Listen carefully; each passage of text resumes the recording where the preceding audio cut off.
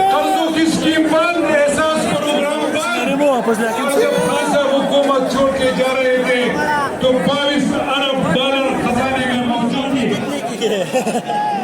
आज वो इदारे कह रहे हैं कि पाकिस्तान की माइशत एक नीचे जा रही है तेजी से। आज वो बात के इदारे कह रहे हैं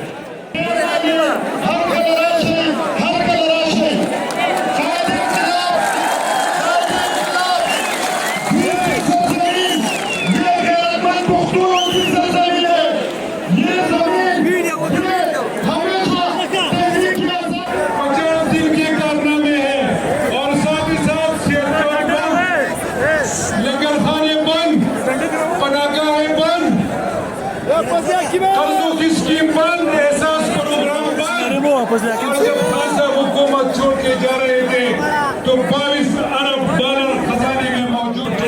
इसलिए बोझ ना डालें क्योंकि जब डीजल, पेट्रोल और बिजली जब ये महंगे होते हैं तो सारी चीजें महंगी हो जाती हैं।